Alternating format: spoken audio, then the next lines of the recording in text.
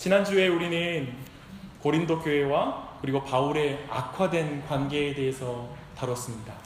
사실 그 뒤에는 고린도 교회 안에 거짓 교사들이 들어와서 사실은 그 뒤에 배경이 되고 있습니다. 특별히 이 고린도 교회의 배후에 있는 이 거짓 교사들이 가르친 가르침은 오늘날식으로 표현하면 성공주의와 승리주의로 물든 복음이었습니다. 승리주의 복음이라는 것은 이런 식의 복음입니다. 중간에 아멘 함부로 하시면 안 되고요. 제가 말할게요. 이 세상 속에 기독교는 이기는 종교입니다. 그리스도가 세상을 이겼다는 것은 무슨 말입니까? 지금 이 땅에서 그리스도인이 세상을 정복하는 것입니다. 그리스도인은 성취와 성공을 통해 그리스도의 향기가 되어야 합니다. 그러므로 신자들은 부와 학식과 명예와 그리고 업적과 지위, 건강을 통해서 그리스도의 살아계심을 증명하고 드러내야 합니다. 그러나 사도 바울을 보십시오. 그는 외적인 환난과 핍박으로 게릴라처럼 치고 빠지면서 사역을 하고 있습니다. 그것은 승리하는 사역자의 모습이 아니라 약자의 비겁한 모습입니다. 그 스스로 질병을 극복하지 못하는 것을 보십시오. 하나님의 은혜가 없다는 증거입니다. 그것은 바울이 사도가 아니라는 결정적 증거입니다. 여러분, 바울은 여러분을 교묘하게 이용해 자신의 인기와 물질을 탐하는 종교 사기꾼에 지나지 않습니다. 여러분의 현실과 환경을 바꾸지 못하고 그저 인내하며 십자가의 길을 걸으라고 말하는 바울의 복음은 무력한 복음입니다. 지금 승리를 보지 못하고 장차 그 승리가 완성될 것이라고 말하는 바울의 복음은 내세적인 복음에 지나지 않습니다. 아멘이 나올 뻔하셨습니까? 그렇다면 고린도 후서의 전체 내용을 담아서 그 답을, 이런 말에 대한 답을 제가 한번 구성해 봤습니다. 이제 바울이 그것에 대해서 대답하는 것입니다. 나는 개선 흥렬의 승리의 말 에쿠스를 탄 장군이 아닙니다. 난 복음의 포로가 되어 예수님의 향기를 드러내는 자입니다. 나는 사람의 성공으로 자신을 증명해야 복음이 복음된다는 가르침을 싫어합니다. 아니요, 혐오합니다. 나는 이 세상에서 외적으로 성공한 그리스도인에게만 복음의 특권이 주어졌다고 생각하지 않기 때문입니다. 승리주의 복음은 하나님의 말씀을 혼잡하게 하는 것입니다. 복음의 향기가 되는 것은 우리의 형편이 어떠하든 어디에 있든지 그리스도의 포로로서 할 수 있는 일인 줄 믿습니다. 예수 그리스도가 세상 권세자와 죄의 영향력이 득세하는 세상에서 그 세상에 의해서 십자가에 달려 죽었으나 승리하신 것처럼, 나 또한 나의 주님이 걸으신 것처럼 그 십자가의 길을 걸음을 통하여 승리할 줄 믿습니다. 난 이 땅에서 부분적으로 그 승리를 맛볼 것이라고 믿습니다. 하지만 주님의 날에 그 승리의 영광을 완전하게 볼 것입니다. 이런 제가 패배주의적이고 무력한 신앙이라고요? 아니요, 최후의 승리를 믿기 때문에 잠시의 수치를 감당하는 신앙입니다. 담대한 신앙입니다. 저는 결코 포기를 모르는 사도입니다. 여러분, 질문하고 싶습니다.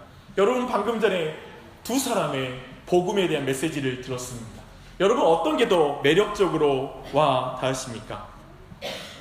고린도후서의 전체 구도를 이해하는 핵심 키는 이 두 사람의 그 메시지의 긴장감입니다.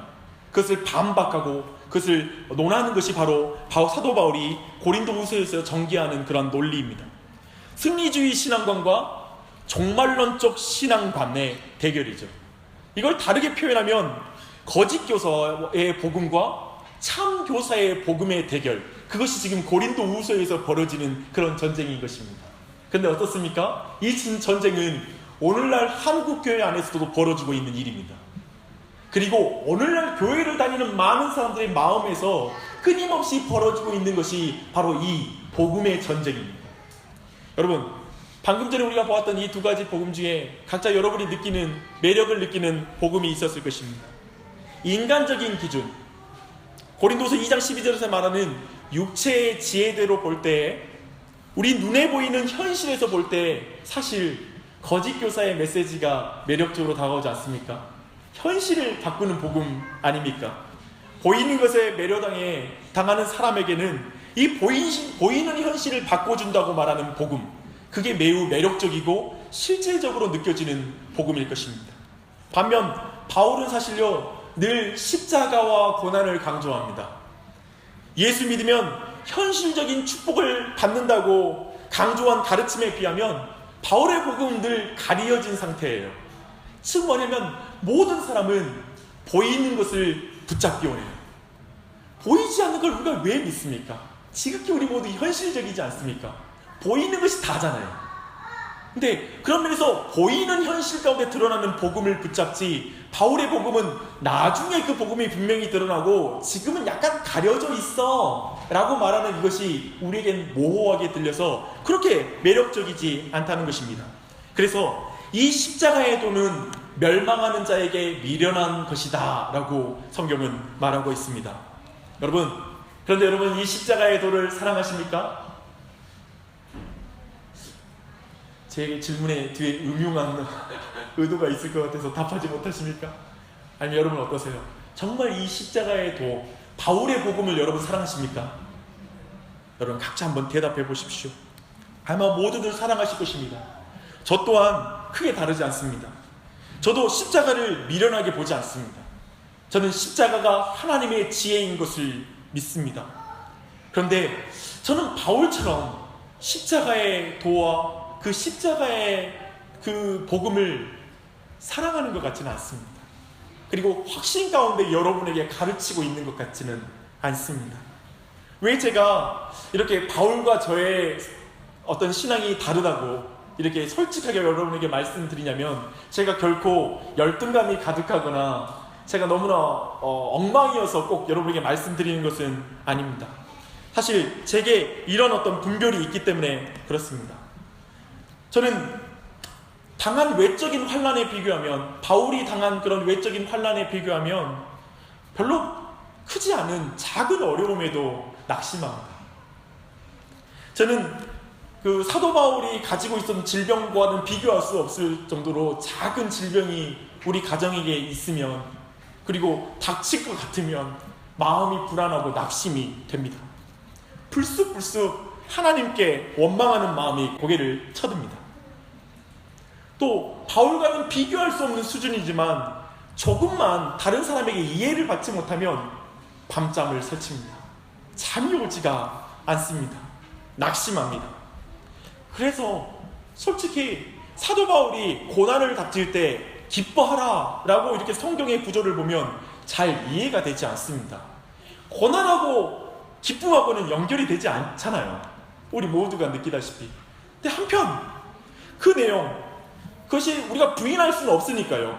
고난을 닥칠 때 기뻐하라, 고난을 닥칠 때 십자가를 보라, 그 내용을 우리가 부인하지는 못하지만 우리가 심정적으로는 와닿지 않는 메시지다 라는 그런 느낌을 제 자신이 갖습니다. 저는 하나님께 직접적으로 화를 내거나 원망하진 않아요. 제가 비교적. 그런데 낙심하고 화를 냅니다. 다른 사람에게나 아니면 괜히 나 혼자 침체되어서 우울한 가운데 빠져듭니다. 아마도 하나님께 화나고 하나님께 불만이 있는 걸 우회적으로 표현하는 방식이 제겐 그런 방식인 것 같습니다. 제가 볼 때 한국교회, 특별히 교회를 웬만큼 다닌 사람들, 그리고 오늘날 여기 굉장히 우리가 젊은 회중들이 많은데요, 우리 젊은 회중들의 대부분 안에 이 낙심이라는 그 정서가 만연한 것 같습니다. 하나님께 낙심했든지 자기 자신에게 낙심해 있는 상태가 있고 그런 신앙으로 지금 계속 가고 있는 거죠. 그런 면에서 이 낙심이라는 것, 우리가 지난주 우리가 봤다시피 사도 바울이 그렇게 환난을 당하고 고난을 당하고 거기에 모자라서 병까지 걸려서 고통을 당하고, 그것도 모자라서 교회가 그를 오해하고 비난할 때 낙심하기 쉽잖아요. 어쩌면 사도 바울에게 제가 성경을 읽는 내내 궁금한 건, 사도 바울은 낙심하지 않나?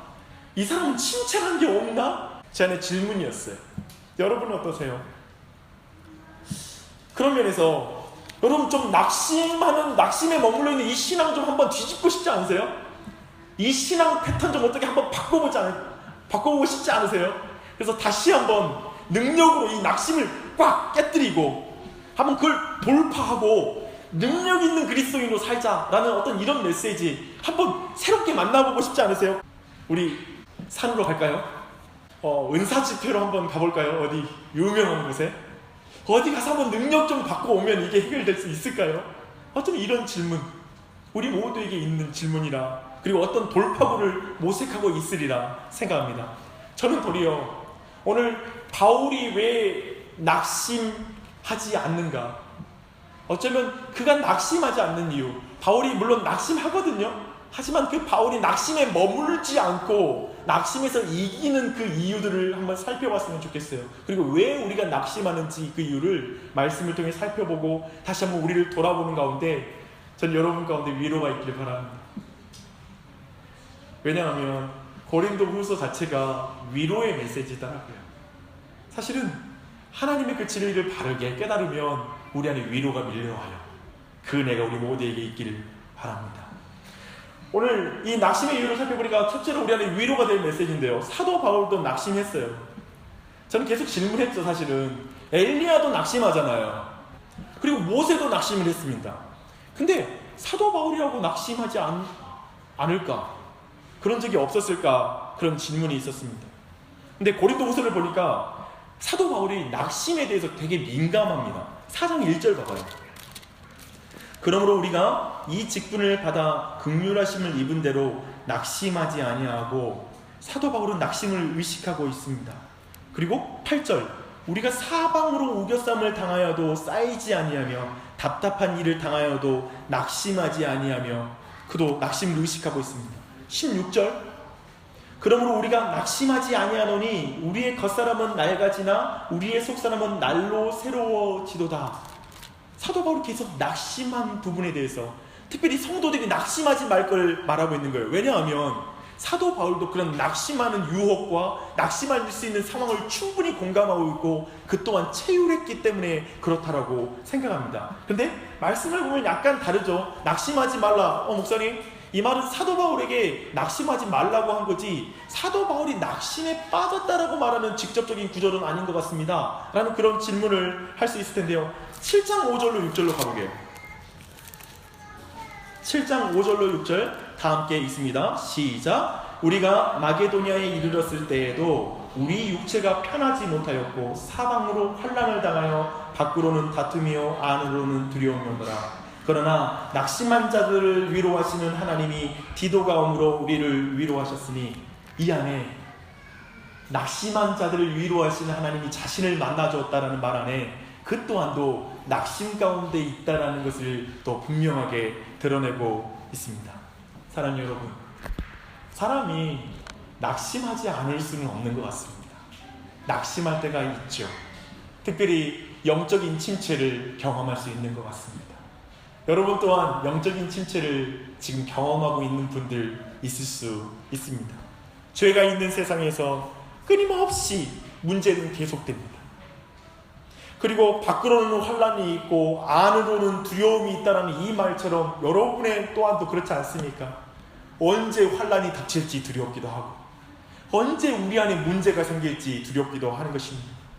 제가 특별히 낙심하는 이유는 저 같은 경우는 바뀌지 않는 현실 때문에 낙심할 때가 있습니다. 이 정도 가면 뭔가 바뀔 것 같은데 다시 되돌이표 하듯이 예전으로 돌아가는 것, 또 뭔가 문제를 해결한 것 같은데 또 문제가 있다라고 또 말하면, 또 문제가 또 발생하면 그것이 좀 지겹습니다. 여러분 인생 지겹지 않으세요? 계속 문제 발생하고 해결하면 또 문제 생기는 이런 인생의 모든 순환적인 이런 삶이 우리에겐 지겹게 다가올 수 있어요. 도리어 우리가 현실을 바꾸는 신자가 되는 게 아니라 현실에 의해 내 신앙이 바뀌는 걸 보면 낙심이 됩니다. 여러분 어떠세요? 여러분이 현실을 바꾸고 계십니까? 아니면 현실에 의해서 내 삶이 정말 엉망이 되고 있고 어지러워지고 있다고 느끼십니까? 우리는 특별히 아기를 낳는 사람 많죠. 이제 막 아기를 낳으면 그 아기에 의해서 내 삶이 깨진다고 느껴지십니까? 내가 믿음과 신앙으로 이 아이에게 신앙을 잘 가르치고 있다고 느끼십니까? 우리 모두가 느끼는 그 자리 아닙니까? 근데 사실 이 바뀌지 않는 이 현실도 제게 낙심이 되는데, 저는 그 현실을 믿음으로 반응하지 않는 나 자신으로 인해서 낙심할 때가 있습니다. 우리 모두 이 지점이 되게 참된 신자들 안에 있는 낙심의 원인인 것 같아요. 하나님, 나도 바울처럼 하고 싶은데 안 돼요. 바울과 비교할 수 없는 문제 앞에서 난 벌벌 떨고 있고, 나는 그냥 환난만 닥쳐도 신앙 포기하려고 생각하고 있고, 거기다가 병까지 걸려서 내 자식에게 무슨 일이 생기면 나는 하나님 안 따라갈 것입니다. 여기까지 가고, 마지막으로 거기에다가 교회에서 봉사했는데 오해받으면 아이고 교회 봉사 다 포기하랍니다. 마치 이렇게 어쩌면 우리에게는 정말 믿음으로 반응하지 못하는 자신을 보면서 자신에 대해서 낙심할 때가 있습니다. 그런데 이렇게 우리가 낙심하는데 정말 우리가 낙심하는 주요 원인은 무엇일까요? 우리 다시 4장으로 넘어가겠습니다. 4장 16절 한번 읽어보도록 하겠습니다. 시작. 그러므로 우리가 낙심하지 아니하노니 우리의 겉사람은 낡아지나 우리의 속사람은 날로 새로워지도다. 첫 번째, 우리가 낙심하는 이유를 여기에서 말하는 거 뭐냐면, 겉사람 중심의 삶을 살아갈 때 우리가 낙심에 빠지기 쉽다라고 말하고 있습니다. 우리 이 겉사람이라는 게 뭘까요? 이 겉사람을 우리 4장 7절 한번 가보시게요. 4장 7절 보면 있습니다. 우리가 이 보배를 질그릇에 가졌으니 이는 심히 큰 능력은 하나님께 있고 우리에게 있지 아니함을 알게 하려 함이라. 지금 뭐냐면 이 겉사람은 우리의 육체이기도 하고, 바로 이 겉사람은 질그릇과 같은 어떤 우리의 연약함을 말하고 있습니다. 그런데 이 겉사람을 우리는 어떻게 새롭게 할 것인가, 거기에 관심을 가지고 있다라는 것이죠. 우리는 질그릇이 아닌, 즉 질그릇이란 말은 그 진흙이잖아요. 재료가 진흙이에요. 그래서 우리 모두는 하나님께 기도를 해요. 하나님, 진흙이 아니라 날 금강석으로 바꿔주십시오. 나를 더 강하게 해주십시오. 더 능력 있게 해주시고 권세 있게 해주십시오. 보통 그릇이 아닌 저는 도자기가 되게 해주십시오. 남들이 보고 탄성을 저지르는 인생이 되게 해주십시오. 우리의 기도의 내용은 늘 그래요. 나를 강하게 만들어 달라고 하는 기도이죠. 굉장히 겉사람에 우리가 집중되어 있어요. 우리 겉사람을 포장할 수 있는 것, 값지게 만들 수 있는 것들이 뭐죠? 좋은 자동차일 수 있고, 좋은 직장일 수 있고, 그리고 높은 지위일 수 있고요. 그리고 좋은 어떤 집 말했나요? 우리 동네 최고의 집은 중흥. 농담입니다. 레미안이 없으니까 중흥이 위세를 떨고 있습니다. 네, 정말. 그런데 우리를 정말 값지게 만들어주잖아요. 그럼 모든 이 세상의 겉사람, 이 세상의 물질이라는 것이 우리를 좀 있게 만들어주고 뭔가 다른 사람이 탄성을 저지른 이유가 되니까 우리는 그것을 갖추고 싶고, 그래서 더 멋진 그릇이 되고자 합니다. 그런데 사도 바울에 있어서는 이것이 도리어 우리에게 근심이 될 거라고 말하고 있어요. 여러분, 사도 바울이 말하는 거 뭐냐면, 자기가 보배처럼 자기가 값진 그릇이 되고자 하는 그 마음속에는 보배를 증명하고 싶고, 우리 안에 있는 보배는 예수 그리스도의 복음인데요, 그 복음의 아름다움과 예수 그리스도를 내가 드러내는 데 관심이 있는 게 아니라 자기의 겉사람의 뛰어남을 증명하고 싶은 거예요. 자기를 증명하고 싶지 예수 그리스도를 증거하고 싶지 않은 거예요. 끊임없이 우리가 겉사람의 삶을 집중해 나가는 사람은 결국 끊임없이 자기 증명을 위해서 바쁘게 사는 것이죠. 그러면서 사도 바울은 자기 증명의 싸움을 싸우지 않겠다. 나는 철저히 복음의 영광이 드러나는 것이 내 인생의 목적이다. 복음을 증거하는 것이 증거하는 것에 내 생명을 드리겠다. 이렇게 말하고 있는 거예요. 자기 증명에서 여러분, 그러나 낙심이 찾아와요.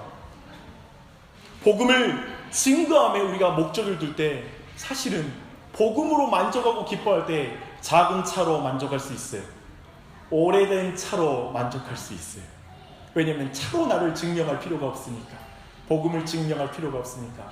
작은 집에, 아니 우리 가정의 적당한 집에 만족할 수 있어요. 그러나 그리스도로 나를 만족하지 못한 사람은 아무리 큰 집을 사도 부족하다라고 느끼겠죠. 또 작은 돈에 만족할 수 있어요. 그 대표적인 사람이 삭개오였죠. 삭개오는 예수 그리스도를 보배로 모셔드린 이후에 그 예수 그리스도의 그 값진 예수 그리스도의 보배를 드러내기 위해 그분만 드러나면 되기 때문에 자기의 재산의 절반을 나눠줘도, 그리고 자신이 토색하여 빼앗은 것이 있다면 4배로 갚아줄지라도 전혀 그 물질은 이제 더 이상 자신을 증명하기에 필요한 돈이 아니에요. 왜냐하면 자신은 예수 그리스도로 증명이 되거든요. 여러분 어떠세요? 여러분은 질그릇에 관심이 있습니까? 보배에 관심이 있습니까? 무엇에 여러분의 정체성을 두고 있습니까? 그것. 우리가 질그릇에 관심이 있고 겉사람에 관심을 계속 가지면 우리는 끊임없이 낙심할 거예요. 왜냐하면 예수 그리스도는 여러분이 원하는 그것을 이루어지지 않을 것이기 때문에 그렇습니다. 예수 그리스도는 우리의 약함 중에 드러나거든요. 우리의 약함 중에 그분의 강함을 드러내겠다라고 말씀하셨거든요. 그런 면에서 이것은 우리 안에 모든 가치관을 뒤집는 말씀입니다. 이 말씀을 기억하십시오. 두 번째, 우리의 낙심의 이유와 치유책을 나누면 우리 4장 말씀 17절입니다. 17절 18절 시작. 우리가 잠시 받는 환난에 경한 것이 지극히 크고 영원한 영광에 중한 것을 우리에게 이루게 함이니 우리가 주목하는 것은 보이는 것이 아니요 보이지 않는 것이니 보이는 것은 잠깐이요 보이지 않는 것은 영원함이라. 우리 모두는 환난을 당할 때 낙심합니다. 그 순간 환난이 영원한 것 같고 가장 무거운 것은 인생의 짐이라고 생각합니다.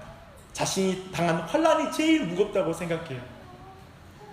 그때 하나님의 약속은 지극히 가벼워 보이고 너무 멀리 있는 것 같이 느끼는 게 우리의 실존이 아닌가 싶습니다. 그런데 오늘 성경의 말씀은 그걸 대조하고 있죠. 환난은 잠시 받는 것이다. 환난은 경한 것이다.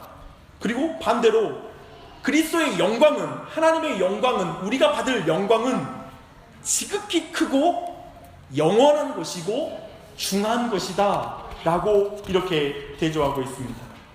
장차 받을 큰 영광과 비교할 때, 그렇기 때문에 현재의 고난은 지극히 작다라고 말하고 있는 것이죠. 그런데 우리는 그렇게 안 느껴지니까 문제죠. 이걸 모르겠습니까? 다 알죠. 근데 사도 바울이 가지고 있는 저는 의식이 궁금했어요. 도대체 사도 바울은 이 환난과 그 영광, 그걸 어떻게 연결시킬까? 도대체 거기에서 어떤 은혜를 받았길래 도대체 자신에게 에너지가 있나, 그게. 저는 이게 궁금한 거죠. 우리 모두가 궁금해하는 부분이 아닐까 싶습니다. 바울이 낙심하지 않고 겉사람의 그 낡아짐, 그리고 자신의 육체가 병들고 이제 그 죽음을 향해 달려가는 그 낡아짐 가운데 있다는 사실을 알면서도 뭐라고 말하냐면 자기의 속사람은 날로 새로워진대요. 자기의 속사람은 날로 새로워진대요. 근데 저는 이 말씀 보다가 울컥했어요. 솔직히 그냥 복잡한 해석이 아니었어요. 왜 울컥했냐면 나는 날이 갈수록 속사람이 늙어가는 것 같아요. 속사람이 되게 올드해져요. 여러분 어떠세요? 이 고백 들으세요? 하나님, 나 나이 들어가고 내 육체는 갈로 쇠한 것 같습니다. 근데 주님 아세요? 나 하나님 앞에서 날이 갈수록 젊어지는 거 아시죠?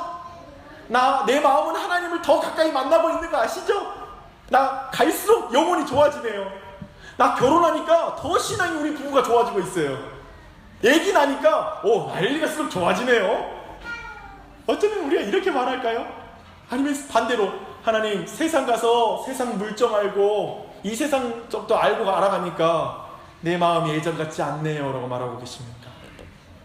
여러분, 이런 상황 속에서 사도 바울은 지금 자신이 현실적으로 처한 상황과 미래에 받을 그 영광, 지금 현재는 환난을 당하고 있지만 미래에 받을 그 영광 사이에 큰 차이가 있기 때문에 그 마음이 낙심하지 않는다고 말해요. 저는 이 지점이 되게 역설적이었어요. 사실 오늘 메시지의 핵심 여기에 있다고 생각해요. 뭐냐면 사도 바울은 지금 현실은 굉장히 많은 고난과 환난과 말 못할 어려움이 있는 거예요. 근데 이것과 자신이 장차 받을 영광의 크기가 너무 크니까 이것과의 비교할 때 이 격차가 이 사람한테는 소망이 되는 거예요. 막 희망이 되는 거예요. 근데 저는 이 지점이 우리에게 낙심이 되는 영역이라고 보는 것이죠. 우리 모두에게 낙심은 뭐냐면 예수 그리스도가 성경 안에 우리를 향하여 약속하신 그 영광의 내용이 너무 큰데 하나님 왜 내 삶에는 그 영광의 크기가 이렇게 작습니까? 예수 믿으면 기쁘다고 했는데 왜 기쁨이 이렇게 작습니까? 왜 내 삶에는 이렇게 죄와 연약함이 있습니까? 왜 내 환경은 이렇습니까? 즉 뭐냐면 장차 있을 영광이 내 삶에 지금 없다라고. 이 간격이 너무 크다라는 것 때문에 낙심이 드는 거예요. 미래의 약속했죠. 뭐합니까? 내 삶이 힘든데요. 내 삶이 고난인데 왜 그렇습니까? 이 간격 때문에 낙심이 된다라고 우리는 말하고 있는 거예요. 그런데 사도 바울은 그걸 거꾸로 말하는 거예요. 전 여기에 키가 있다고 생각해요. 차이. 우리는 작은 일에 낙심하고 사도 바울은 어마어마한 고난에도 낙심하지 않는 이유는 여기가 키라고 생각해요. 제가 성경을 계속 봤거든요. 전 이 질문만 하면서 계속 봤거든요. 근데 사도 바울은 이상해. 우리가 간격이라고 느끼는 것, 현실과 약속, 고난과 영광, 그 간격이 그에게는 소망이 되는 거예요. 저는 그 안에서 배우는 거 뭐냐면 사도 바울은 정말 장차 있을 영광에 대한 믿음이 있다는 거예요. 그 영광의 무게에 대한 실질적인 그 사모함이 있다는 거예요. 저는 결정적으로 제 신앙에서 없는 것을 많이 봐요. 저는 계속 사도바울의 이런 모든 내용을 볼 때 이해 안 되는 부분이 그런 영역이었거든요. 고난당하는데 기뻐하라, 감사하라. 어떻게 그럴 수 있어? 그 능력이 어디서 나오는 거야? 근데 그 간격에서 나온대요. 사도 바울이 이렇게 말하는 거예요. 난 적당한 것에 만족하지 않아. 이 세상의 고난, 아니 장차 내게 어마어마한 영광이 기다리고 있어. 비교할 수 없어. 약간의 그 관점이 전환? 우리 안에 어떤 그런 신앙의 어떤 전환이 있는 거예요. 저는 교회에서 그걸 봐요. 끊임없이 우리는 원망하는 사람을 봐요. 끊임없이 불만을 하나님 앞에 말해요. 현실은 이렇지 않지 않습니까? 이거예요. 현실은 어렵습니다. 현실은 정말 힘들어요. 라고 말하는 그 신앙. 제가 말하고 싶어요. 정직하게. 그리고 제 자신을 포함시켜서 믿음이 없어요. 사실 기도가 필요해요. 하나님, 장차 받을 영광에 대한 믿음을 내게 주십시오. 한번 그 영광의 크기를 내게 압도하게 느껴지게 해주십시오. 내가 마지막 날 예수님을 맞고 이렇게 직접 뵐 때 주님이 칭찬해 주신 게 이 땅에서의 칭찬과 얼마나 비교할 수 없는 것인지를 제게 맛보게 해주십시오. 저는 그렇지 않고는 나는 이 세상의 기쁨을 이길 힘이 없습니다. 라고 이렇게 한번 기도하십시오. 사랑하는 여러분, 보이는 것들에 대한 관심을 축소시켜야 합니다. 중요한 적용입니다. 여러분, 보이는 것들에 대한 관심을 축소시키십시오. 보이는 것들에만 눈과 마음이 팔리게 하는 일들에 조심하십시오. 이 세상을 사는 동안 주님께, 영원한 천국에, 영적인 일들에 주목하십시오.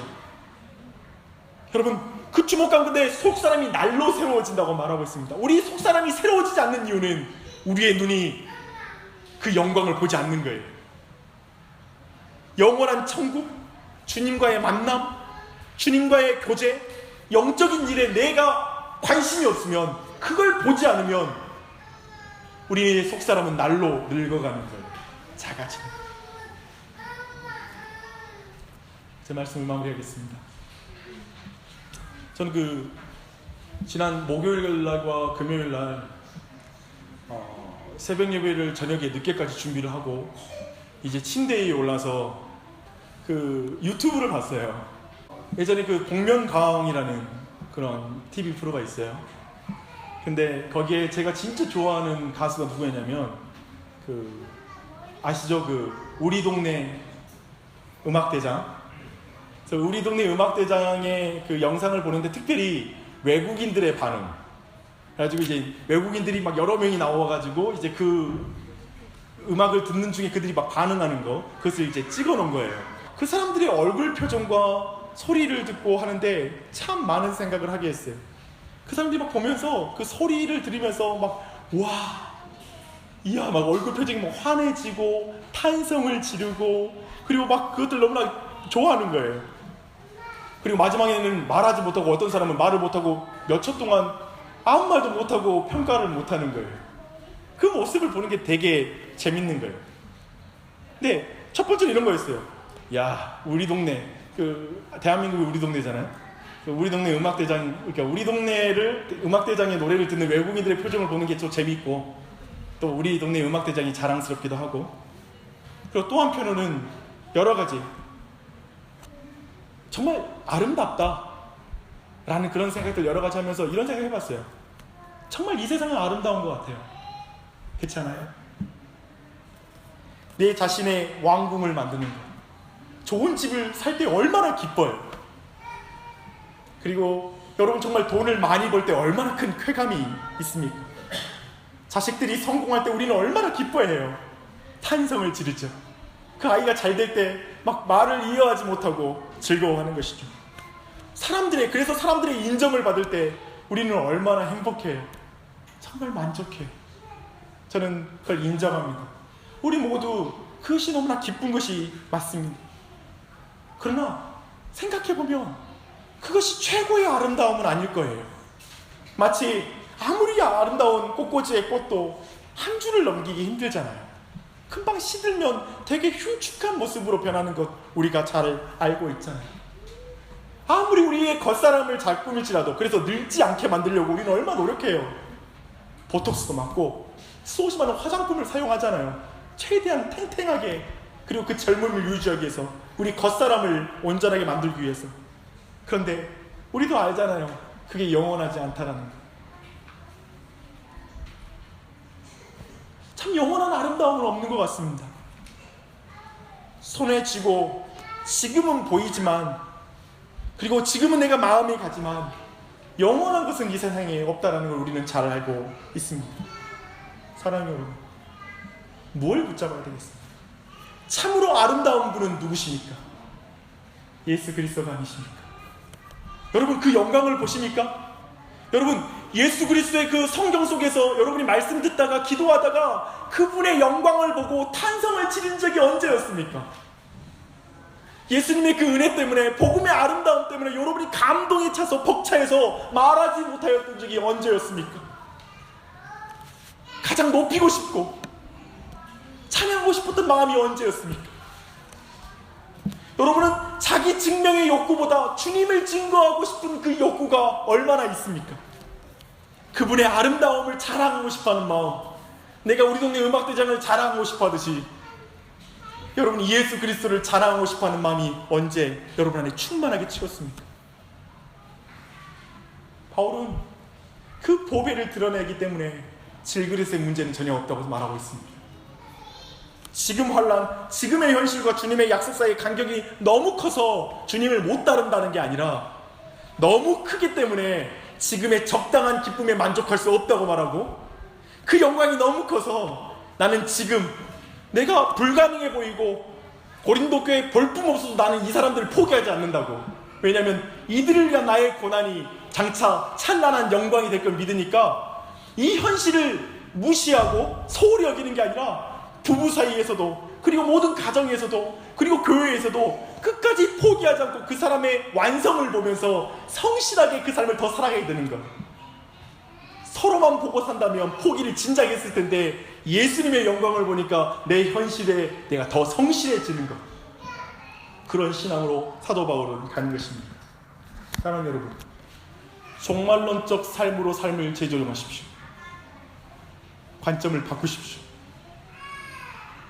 그래야만 십자가를 질 수 있습니다. 예수님의 제자로 살 수 있습니다.